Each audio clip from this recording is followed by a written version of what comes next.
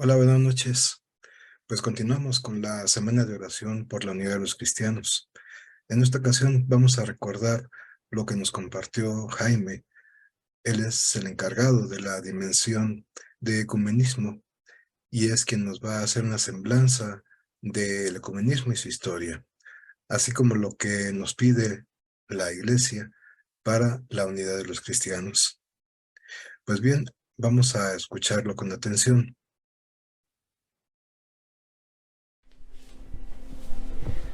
Vamos a ver este tema y hablarlo de una forma abreviada, casi enunciativa. Efectivamente, como decía Beto, es un tema que no mucha gente conoce o ha oído hablar algo, tal vez, pero no hay un conocimiento más a profundidad. Y es un tema muy importante ya desde hace mucho tiempo.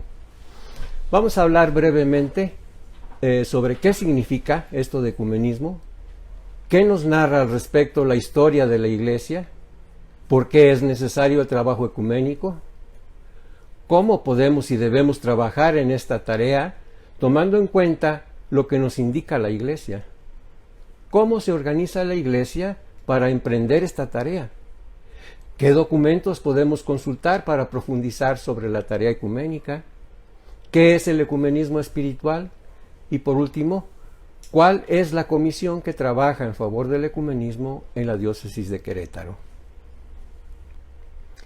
Vamos a iniciar con la explicación del significado de la palabra ecumenismo desde tres perspectivas, atendiendo en primer lugar a la etimología, luego a un significado amplio, que es punto de partida, y por último, un significado concreto para todos los cristianos. El primer significado que vamos a analizar es el etimológico. Ecumenismo viene de la palabra griega oikomenikos y esta a su vez de oikumene, que significa tierra habitada o hogar, que traducida al latín se convierte en el vocablo ecumenicus. Esta palabra era usada por los romanos para referirse a la tierra habitada por el hombre, o más exactamente, a la totalidad de las tierras conquistadas, dándole una connotación de universalidad. De hecho, este término es utilizado por Constantino I el Grande para convocar el primer concilio ecuménico de Nicea en el año 325. Pasamos a la siguiente, muchas gracias. La siguiente consideración es en relación al significado eclesiológico de la palabra ecuménico, el cual en este sentido conserva el carácter universal de dos elementos fundamentales dejados por Cristo a su Iglesia. El primero es la unidad y el segundo es la misión. Estos dos elementos los encontramos, por ejemplo, en Juan 17:21, en donde encontramos que el Señor dice en su oración al Padre: que todos sean uno como tú, Padre, estás en mí y yo en ti, que también ellos sean uno en nosotros, para que el mundo crea que tú me enviaste. Estas últimas palabras, para que el mundo crea que tú me enviaste, aluden al mandato que Cristo dio a sus discípulos de predicar el Evangelio, y esto lo podemos encontrar, por ejemplo, en Mateo 28, del 18 al 19. Jesús se acercó y les habló así: me ha sido dada toda autoridad en el cielo y en la tierra. Vayan pues y hagan que todos los pueblos sean mis discípulos. Son dos pues los elementos. El primero, la unidad, que todos sean uno. ¿Quiénes? Pues los discípulos, los cristianos. Y el segundo, la misión, para que todos los pueblos crean en el Evangelio. En esto consiste la oikumene, el ecumenismo, en el sentido eclesiológico con cobertura universal. Podríamos pasar a la siguiente, por favor. El tercer significado, dicho en su forma más simple, es el que se refiere al trabajo realizado por la Iglesia y que tiene como finalidad establecer la unidad de los cristianos, como lo vemos aquí en esta filmina. En el número 22 del Directorio para la aplicación de los principios y normas sobre ecumenismo podemos leer lo siguiente: el movimiento ecuménico, aunque encuadrado en el marco de la misión general de la Iglesia, que es unir a la humanidad en Cristo, lo que veíamos en la filmina anterior, la misión de universalidad del Evangelio, tiene como misión específica el restablecimiento de la unidad de los cristianos. Es decir, el hombre ha limitado ese plan de Dios debido a la división de los cristianos. Es así que la oración de Jesús a su Padre rogando por la unidad retumba en la actualidad para despertarnos y nos convoca a trabajar por la unidad de los cristianos. ¿Podríamos pasar a la siguiente? Muy bien. En las siguientes 4 filminas señalaremos brevemente que la Iglesia no ha estado exenta de situaciones divisorias. Más bien, ha sido una constante en su historia. Aquí se señala cómo desde la misma época de los apóstoles ya había síntomas de situaciones que requerían corrección. Por ejemplo, en la carta a los Gálatas, San Pablo les hace ver cuán fácilmente se apartan de las enseñanzas que él les dio. En Gálatas 1:6 les dice: me sorprende que ustedes abandonen tan pronto al que llamó por la gracia de Cristo para seguir otro evangelio. En los siglos II y III, independientemente de las persecuciones, las cuales eran el pan de cada día para los primeros cristianos, un peligro más grave e insidioso fue la aparición de herejías en el seno de la Iglesia. Por ejemplo, el gnosticismo y el montanismo, a los cuales hicieron frente, entre otros, San Ignacio de Antioquía, San Ireneo y San Tertuliano. No me voy a detener a explicarlos, dado el tiempo del que disponemos, solamente los menciono para dar cuenta de que la división, como dije al principio de esta lámina, desgraciadamente, es un problema al cual la Iglesia siempre ha tenido que afrontar. Pasamos a la siguiente, gracias. En los siglos IV y V aparecieron las siguientes herejías, las cuales provocaron división: el arrianismo, el nestorianismo, el monofisismo y el pelagianismo. Los 3 primeros en relación a la cuestión de la naturaleza de Cristo. Arrio decía que el Hijo era inferior al Padre y por tanto no tendría una existencia eterna, sino que sería la primera criatura del Padre. El Concilio de Nicea en el año 325 proclamó el dogma católico de la consustancialidad del Padre y el Hijo en un único Dios. Posteriormente, en el Concilio I de Constantinopla, en el 381, se condenó al arrianismo. Nestorio afirmaba que en Cristo había 2 personas distintas, una divina y una humana. Esto se combatió en el Concilio de Éfeso en el año 431. El monofisismo enseñó que solo había una naturaleza en Cristo, la divina. El Concilio de Calcedonia en el 451 se defendió la verdad de la unión hipostática de las 2 naturalezas de Cristo, la divina y la humana. Por último, el pelagianismo. Esta herejía niega totalmente el orden sobrenatural y la necesidad de la gracia para la salvación. La combatió San Agustín. Pasamos a la siguiente. A continuación, como ustedes pueden ver, omito referirme a los siglos VI al X para situarnos directamente a mediados del siglo XI, en el cual se da la lamentable separación de la Iglesia de Oriente. En el año 1054 se excomulgan mutuamente la Iglesia Católica de Occidente y la Iglesia Católica de Oriente. Los protagonistas son, por la parte oriental, el patriarca de Constantinopla, Miguel Cerulario, y por la parte occidental intervienen 3 enviados del Papa León IX, Humberto da Silva Cándida, Federico de Lorena y Pedro de Amalfi, los cuales fueron a negociar con el patriarca acerca de algunos problemas que ya existían entre las dos comunidades. Sin embargo, no fueron recibidos por el patriarca, razón por la cual el 16 de julio del año 1054, en una celebración de la Divina Liturgia Ortodoxa, dejaron sobre el altar una bula de excomunión. El 24 de julio el patriarca contestó con otra bula de excomunión, por supuesto, pues no se iba a quedar atrás, también tenía posibilidad de hacerlo, en contra de los enviados del Papa y en contra del Papa mismo. Fíjense que un hecho curioso es que para esa fecha no había sido sustituido León IX, quien falleció el 19 de abril del mismo año. En vida mandó a los mensajeros, sin embargo él murió. Y el sucesor, Víctor II, inició su pontificado el 19 de abril del año 1055. Pasamos a la siguiente, por favor. En esta lámina vamos a considerar brevísimamente la separación en la Iglesia Católica iniciada por Martín Lutero, monje agustino, y que marcó una nueva época lamentable en la Iglesia de Cristo.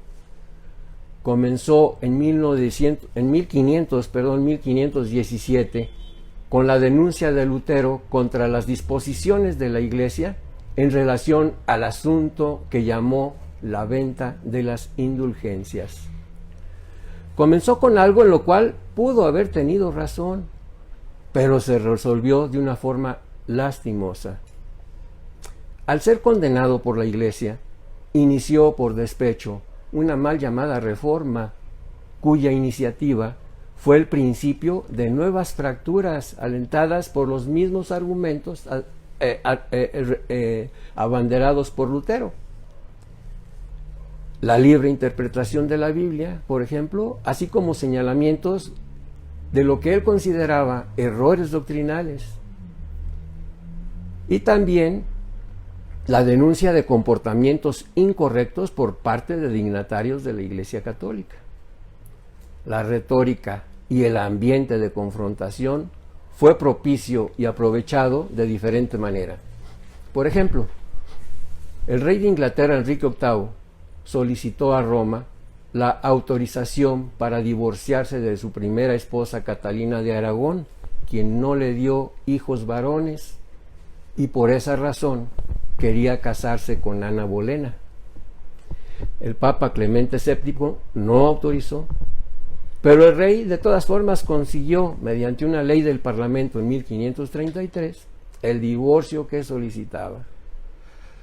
Esto inició la ruptura de la Iglesia de Roma con la Iglesia de Inglaterra, dando inicio así a la Iglesia anglicana.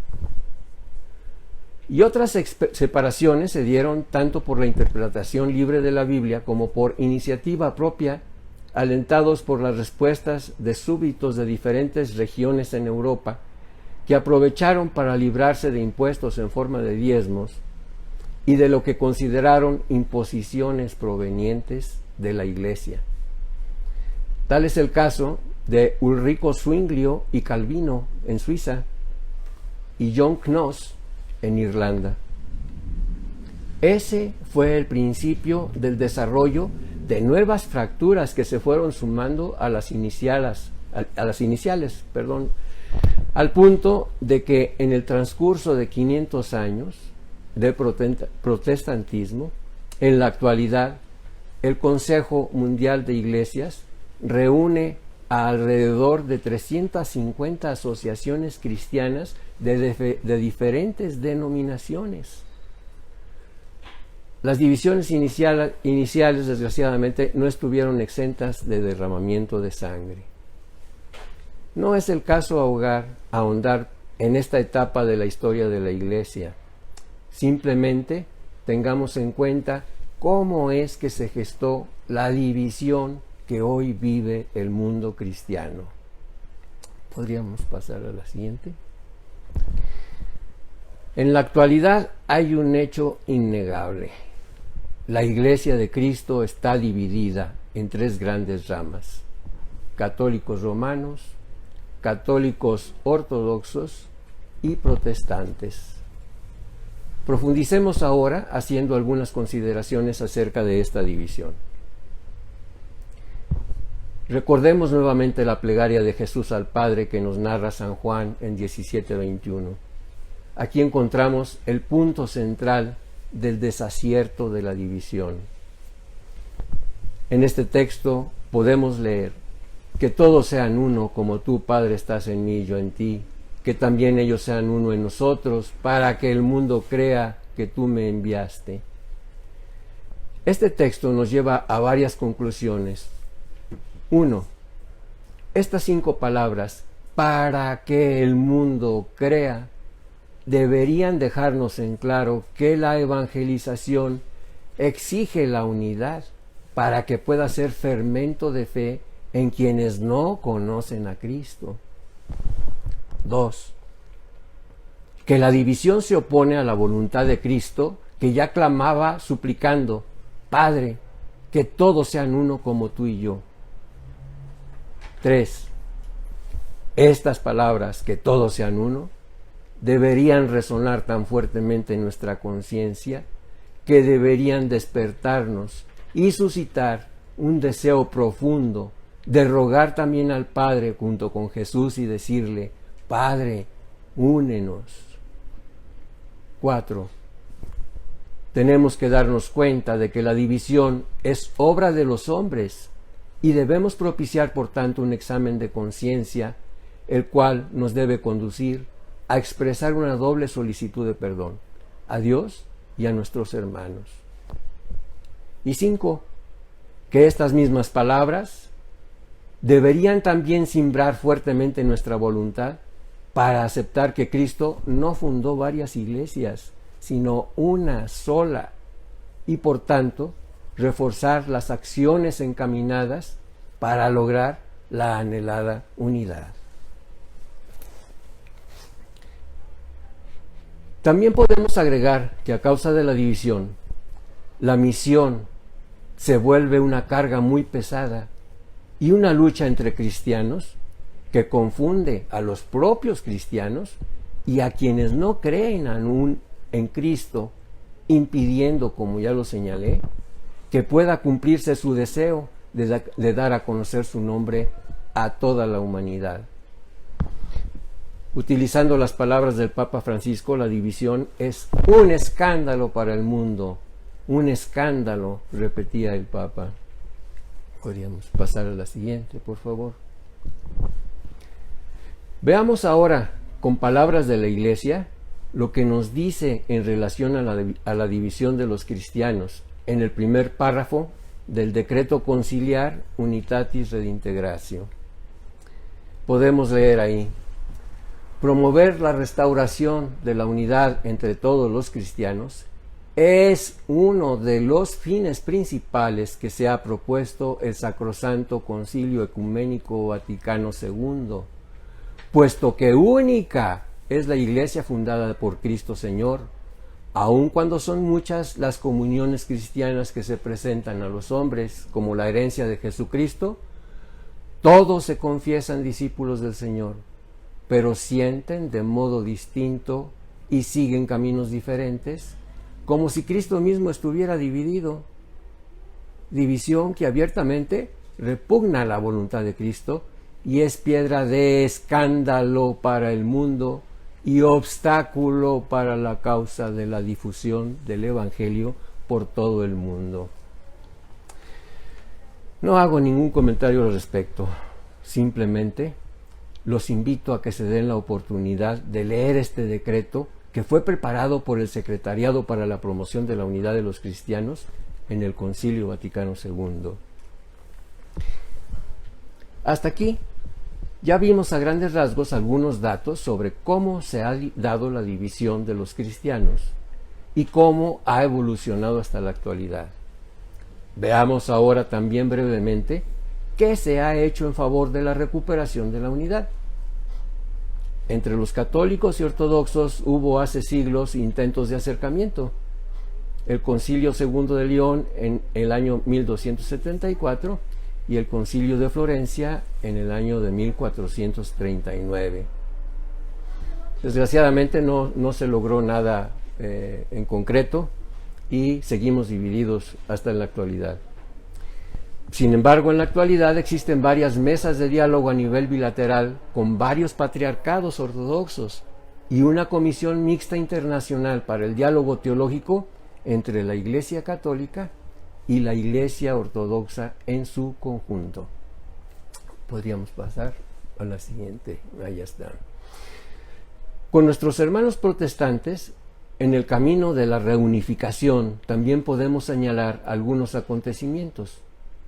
Por ejemplo, en 1908, el primer octavario por la unidad de los cristianos, iniciada por Paul Watson, un reverendo episcopaliano que regresó a casa aceptando la doctrina católica. Este octavario ahora se llama Semana de Unidad por la Unidad de los Cristianos, y se celebra todos los años del 18 de enero al 25 de enero. Actualmente ya podemos encontrar en la página web del Pontificio Consejo para la Promoción de la Unidad de los Cristianos todos los materiales sobre esa semana de oración del próximo año. Seguimos. Entre 1921 y 1925, los diálogos o conversaciones de Malinas en Bélgica entre católicos y anglicanos. Esta los inició el cardenal Desiré Joseph Mercier. Que no hay que confundir estos diálogos con los 6 documentos de Malinas del cardenal Suenens. Estos se prepararon entre el año 1974 y 1986. Otra de las actividades fue que entre 1962 y 1965, en el Concilio Vaticano II, se invitaron observadores de otras denominaciones cristianas. Entre ellos asistieron protestantes. Como ya lo mencioné también, el 7 de diciembre de 1965 se levantaron las mutuas excomuniones entre la Iglesia Católica y la Iglesia Ortodoxa del año 1054 por el Papa Pablo VI y el Patriarca de Constantinopla, Atenágoras I. Podríamos pasar a la siguiente. Gracias. Bueno, pues la división que provocaron los protestantes también provocó que ellos mismos se vieran en la necesidad de hablar entre ellos para propiciar algún tipo de unidad. Y hubo varios intentos. Podemos mencionar entre ellos, en 1846, la Alianza Mundial de Londres, a la cual asistieron cerca de 1000 diferentes representantes de iglesias de 11 países del mundo, entre ellos europeos. Participó también Canadá y Estados Unidos. En 1910, la Conferencia Misionera de Edimburgo, de la cual se surgen 4 movimientos. Uno, en 1921, el Concilio Misionero Internacional. En 1925, el Movimiento Vida y Obra en Estocolmo. En 1927, el Movimiento Fe y Orden en Lausana, Suiza. Y en 1948, el Concilio Mundial de Iglesias en Ámsterdam, Holanda. Actualmente se llama Consejo Mundial de Iglesias. En inglés las siglas son WCC, con sede en Ginebra, Suiza. Posteriormente hubo reuniones entre ellos en Evanston en 1954, en Nueva Delhi en 1961, en Uppsala en 1968 y en Nairobi en 1971. Bien, hagamos un recuento. Hasta aquí hemos visto que el ecumenismo, ¿qué es el ecumenismo? Un poco de historia sobre la división en la Iglesia. También hicimos algunas consideraciones sobre el desastre de la división de los cristianos y acabamos de ver algunas acciones encaminadas a recuperar la unidad. Ahora vamos a ver algunos datos sobre la actividad ecuménica de la Iglesia Católica a partir del Concilio Vaticano II. En primer lugar, la creación del Secretariado para la Promoción de la Unidad de los Cristianos, instituido por San Juan XXIII el 5 de junio de 1960, en la etapa preparatoria del concilio. Este organismo, en 1988, el Papa San Juan Pablo II, con la Constitución Apostólica Pastor Bonus, lo transformó en Pontificio Consejo para la Promoción de la Unidad de los Cristianos. Podríamos pasar a la siguiente, gracias. Ahora voy a mencionar algunas acciones del secretariado previas al inicio del concilio y durante el concilio. Se invitó a hermanos separados a participar como observadores en el concilio y desde luego se les atendió a los representantes de las diferentes comunidades eclesiales no católicas presentes como observadores en el concilio. El secretariado preparó y publicó el decreto sobre ecumenismo Unitatis Redintegratio, publicado el 21 de noviembre de 1964.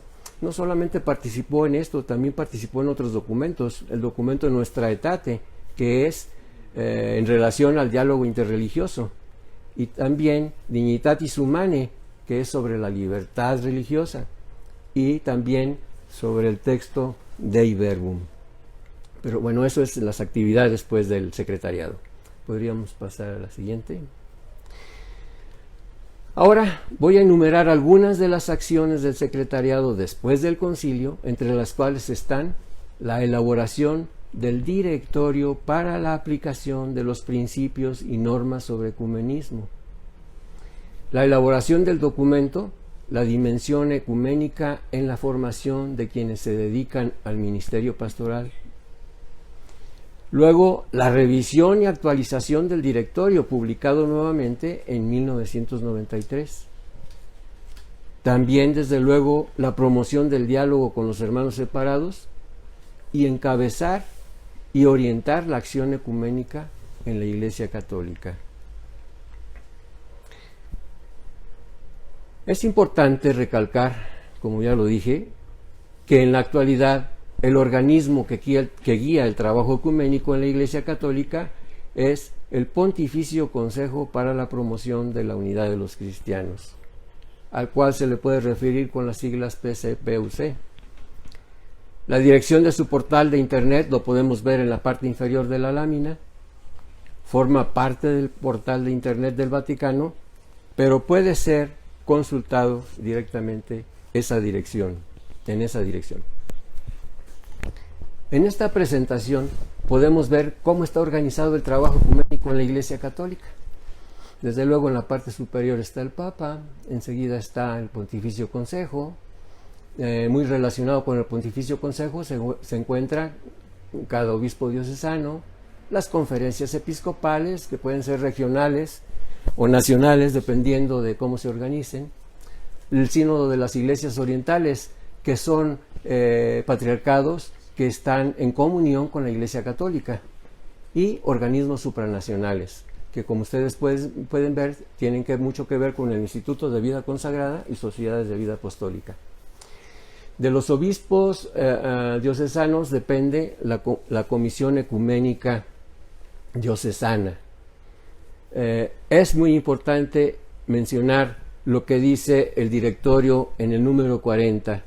Dice: es responsabilidad de los obispos diocesanos, de los sínodos de las iglesias orientales católicas o de las conferencias episcopales establecer las normas según las cuales las personas o las comisiones más abajo citadas, desde luego con el ecumenismo, que tiene que ver, llevarán adelante las actividades que se les atribuyen y velarán por la aplicación de dichas normas.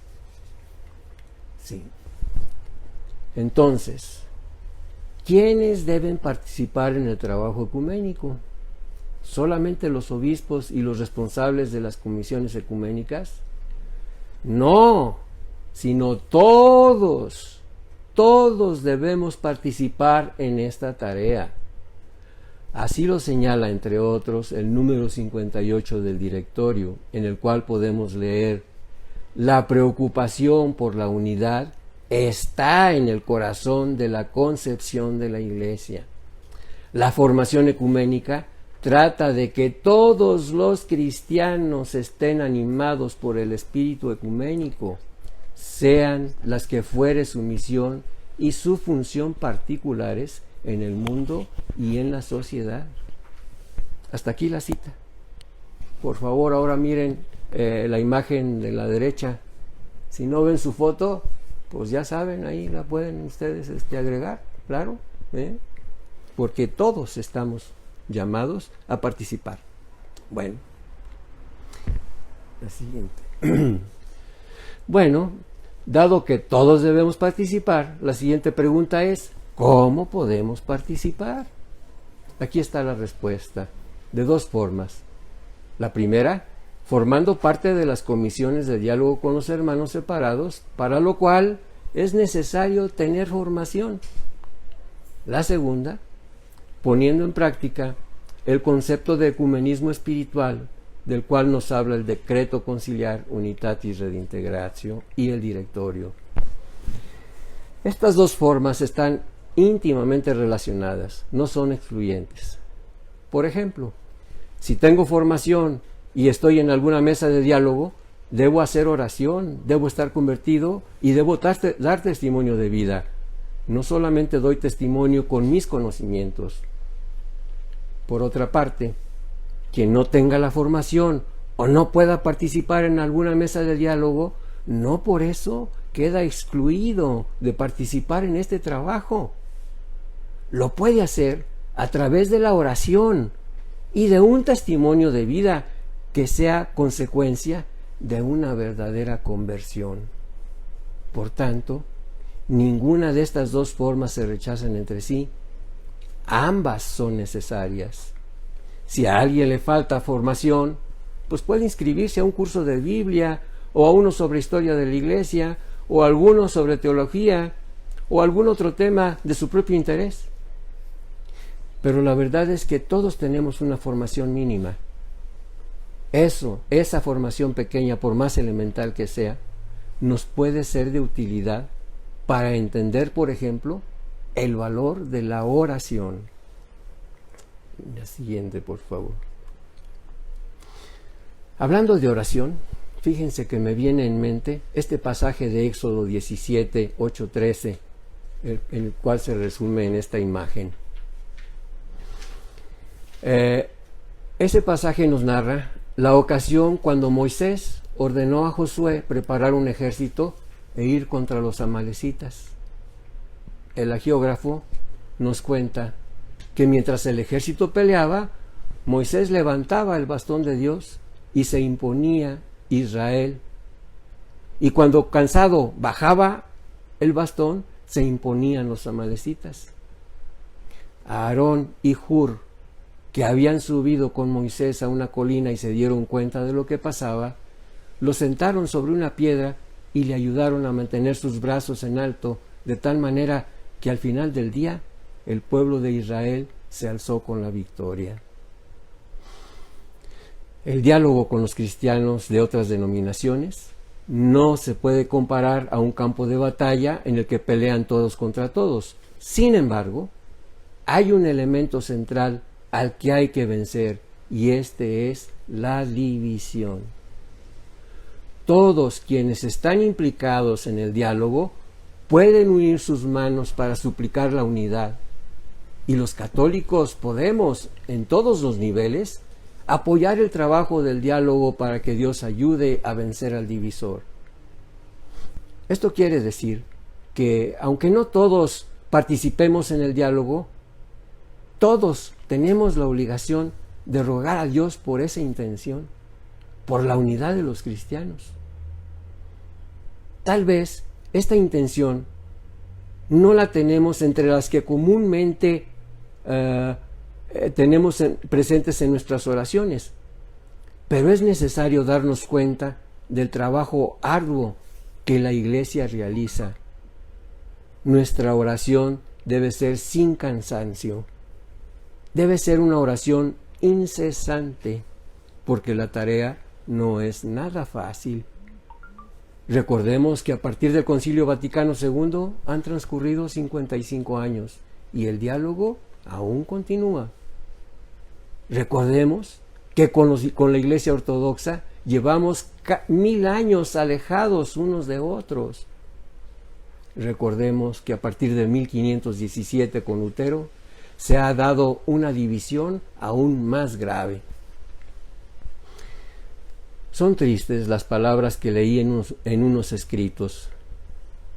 Primero rompimos la cruz de Cristo en dos y luego la hicimos astillas, haciendo referencia obvia a estos dos acontecimientos. Con nuestros hermanos protestantes llevamos 500 años de distanciamiento y las heridas, en lugar de disminuir, se incrementan, sobre todo con aquellos que son más bien sectas, que se autodenominan cristianas y con las cuales es más difícil entablar un diálogo formal. El padre Jesús Galván ya nos explicaba por ahí, nos decía que había cerca de 30,000. O sea, todo un desastre. La siguiente, por favor. En la pregunta, ¿cómo pueden participar todos los católicos en favor de la unidad de los cristianos? Señalé dos formas. 1, participar en el diálogo. Y 2, poner en práctica el ecumenismo espiritual. Aquí voy a ampliar un poco el tema de ecumenismo espiritual. Aun cuando es tan importante como el diálogo, sin embargo, requiere especial atención. Nuevamente vuelvo a citar el número 25 del directorio. Encontramos que lo define como el alma del ecumenismo. Esta expresión tiene una raíz honda que tiene que ver con estos tres elementos que también ya señalé: la oración, la conversión y el testimonio de vida. Esto mismo lo podríamos resumir utilizando dichos que son conocidos: obras son amores y no buenas razones. O aquel otro: el movimiento se demuestra andando.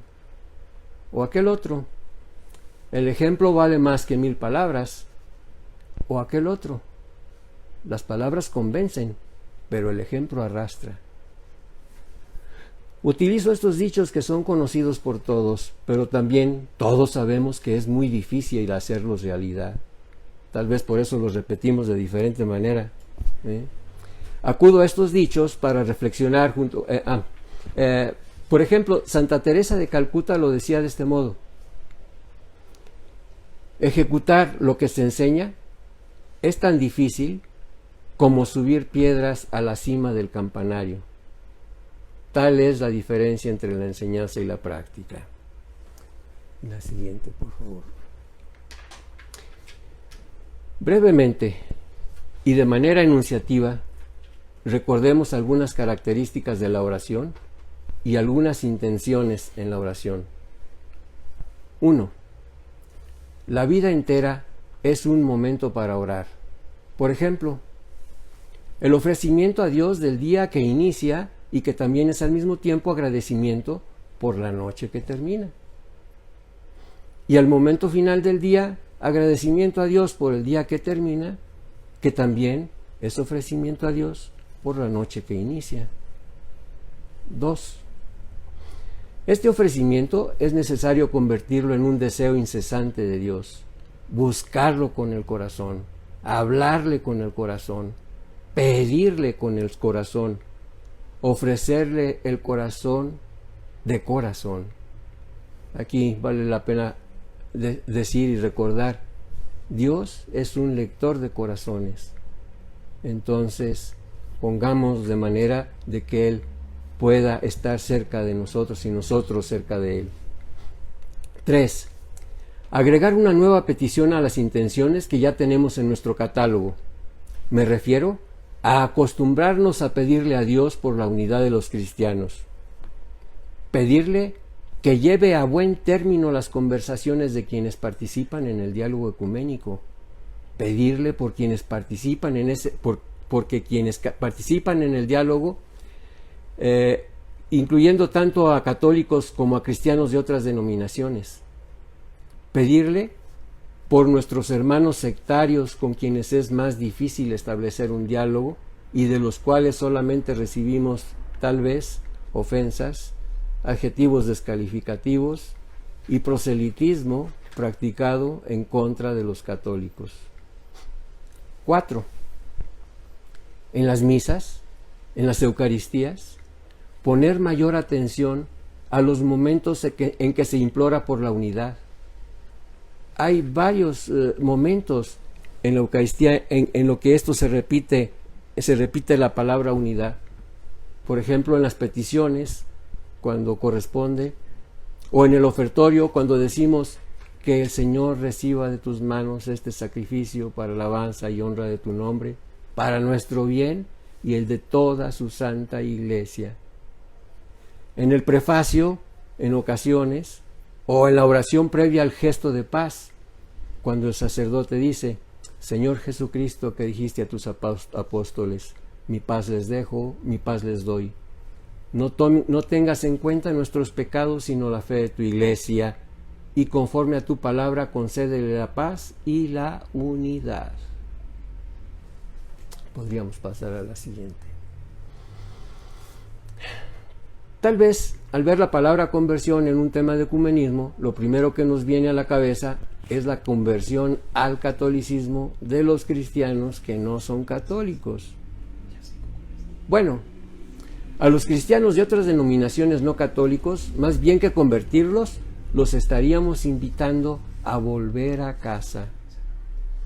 El significado de la palabra conversión en el contexto que nos ocupa está relacionado con el ecumenismo espiritual aplicado a mi propia persona, a mi propia conversión. Implica cuestionarme si mi pertenencia al catolicismo está enraizado en el conocimiento de la doctrina de Cristo y de la Iglesia, de la tradición. La respuesta me debe mover a descubrir mis faltantes y luego poner manos a la obra para reponerlos. Pero no solamente ver cómo ando en el campo doctrinal, sino cuestionarme también si vivo de acuerdo a esos principios. Si encuentro que no, entonces necesito hacer un repaso de los puntos que se mencionan a continuación. Examen de conciencia y eventual reconocimiento del propio mal comportamiento, acompañado de un propósito de enmienda que me conduce a romper con el estilo de vida que llevaba y que, como nos dice San Pablo en Romanos 6, iniciemos una nueva vida en Cristo. Desde luego también es necesaria una purificación mediante la confesión. Pero insistiendo nuevamente, ¿qué relación hay entre conversión y ecumenismo? ¿Por qué la Iglesia pone este punto en este tema? La respuesta es: porque es importante vivir de acuerdo a lo que creemos. Esto evita que seamos motivo de escándalo y mal ejemplo a nuestros hermanos separados, y que si estamos proponiendo como postulado el que vamos a mostrar en la siguiente lámina, entonces debemos dar un buen ejemplo y evitar dar razones que los animen para que continuemos separados. Este es el postulado católico del diálogo ecuménico. Los católicos mantienen la firme convicción de que la única Iglesia de Cristo subsiste en la Iglesia católica gobernada por el sucesor de Pedro y por los obispos en comunión con él. Confiesan que la plenitud de la verdad revelada, de los sacramentos y del ministerio que Cristo dio para la construcción de su Iglesia y para el cumplimiento de su misión, se halla en la comunión católica de la Iglesia. Esto lo podemos leer en el directorio en el número 17. Y en el mismo directorio, en los números 9 al 16, se explicita mucho más ampliamente. La simple reflexión de este párrafo da para una charla más completa, una charla completa. Lo menciono solamente para volver a señalar cuán difícil es lograr la unidad con el esfuerzo solo de los hombres. Es el Espíritu Santo quien va a guiarnos por el camino hacia la unidad. Las llaves de la unidad, las cuales son la humildad para reconocer las propias faltas de cada denominación cristiana, cometidas unos en contra de otros, y para reconocer los errores doctrinales, y para reconocer y aceptar el primado de Pedro. La otra llave sería el amor en forma de caridad, comprensión y apego a la verdad. La verdad, la cual no puede ser sino una, manifestada en la diversidad de los miembros de la Iglesia, de acuerdo al reparto de los dones del Espíritu Santo. Unidad en la diversidad, unidad en la verdad. Así lo propone el Papa Francisco. La siguiente, gracias. Por último, voy a redundar un poco sobre la Comisión EDIRAC. Y digo a redundar porque pues ya lo vimos ayer con Felipe y antier con el padre Jesús Galván. EDIRAC alude a las siguientes actividades o dimensiones: ecumenismo, diálogo interreligioso, apologética y SEBIN. SEBIN, que es un curso de espiritualidad bíblica para hombres y mujeres. Aquí tenemos algunos datos de la Comisión EDIRAC en la diócesis de Querétaro. Está la página web, está el actual responsable de la comisión, que es el padre Sergio Corona Magaña, y menciono que hay fotografías ahí en la página donde se pueden ver diferentes eventos que se realizaron. Entre ellos se encuentran artículos sobre la Semana de Oración por la Unidad de los Cristianos en enero del 2014. A continuación se mencionan algunas de las actividades y aportaciones desarrolladas por la Comisión en la diócesis y que también podemos encontrar ahí en el mismo portal. Mencionan que el 30 de abril del 2014 vino a Querétaro el padre Flaviano Amatuli a un congreso apologético. También se mencionan algunos folletos preparados por el padre Jesús Galván, orientación para formar pequeñas comuniones EDIRA, y acciones básicas de un proceso de evangelización, la familia ante la ideología de género. Ahí podemos encontrar también en la página algunos recursos como el Catecismo de la Iglesia Católica y la Biblia. Sí. Por último, hagamos un pequeño resumen de lo que hemos visto. Explicar qué es el ecumenismo. Repasar a grandes rasgos la historia de la división en la Iglesia, sus causas y consecuencias. Mencionar cuáles son las actividades de la Iglesia Católica en favor de la unidad y cómo se realizan a través del diálogo, practicar el ecumenismo espiritual.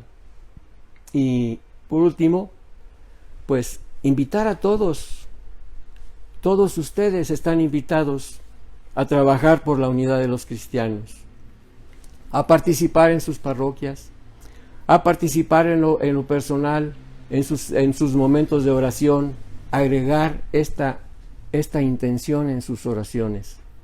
Es muy importante y creo que pues el tema, pues, como ustedes pueden ver, es muy amplio. Se pueden ampliar cada una de estas partes que nosotros vimos.